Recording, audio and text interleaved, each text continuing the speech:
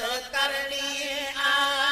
धाम में अज दिलदार मोहम्मद साम पगी हिक हरणी आ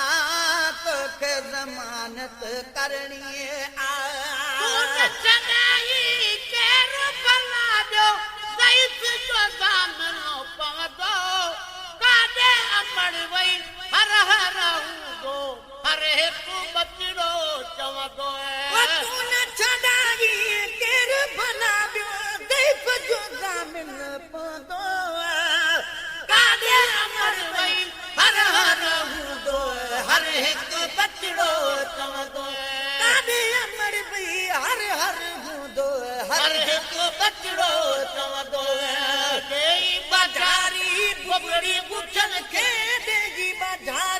बुबड़ी बुखन के वापस पानी भरनी आ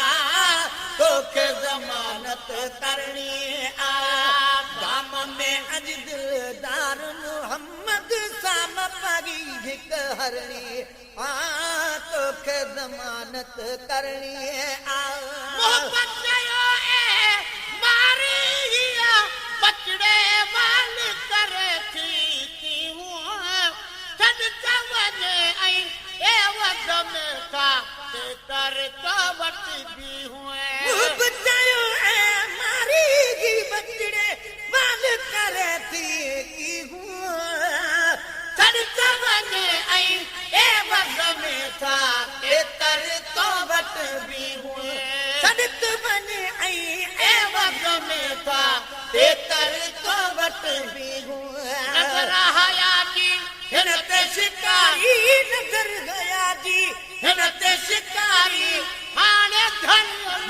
धरणी आ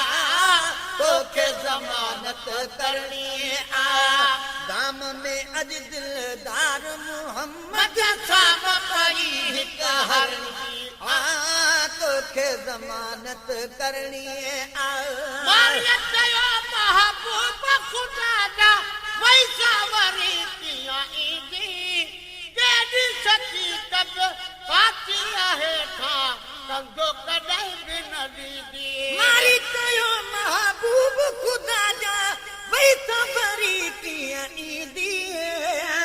केडी सची तब पाती आहे था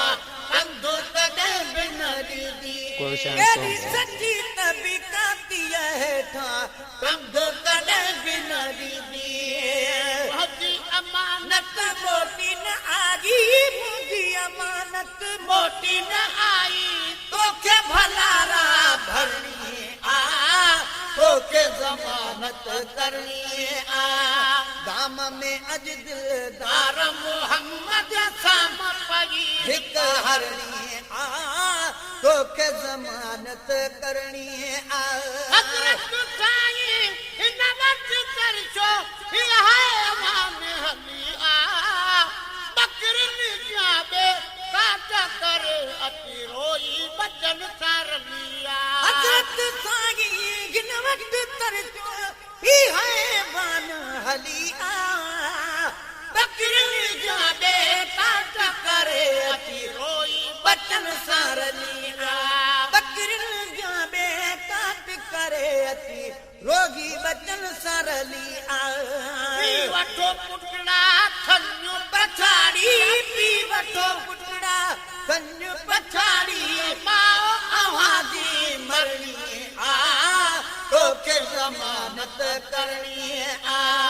दाम में अज दिलदार मोहम्मद साम पगी हिक हरणी आ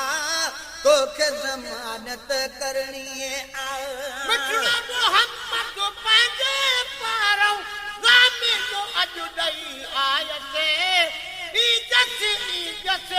ईदत ईदत चार दफ़ा ॾेई आयसे मिठड़ा मोहम्मद पंहिंजे पारों गामी अॼु ॾेई आयसि ईदत ईदत ईदत ईदत चार दफ़ा कई आयसे ईदत ईदत ईदत ईदत चार दफ़ा कई आयसे रहमत वारे मोहम्मद साहिय रहमत वारे मोहम्मद साहिय ॻाल्हि न कूड़ी करणी आ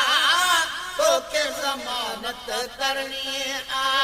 दाम में अॼु दिलदार मोहम्मद साम पई हिक हरणी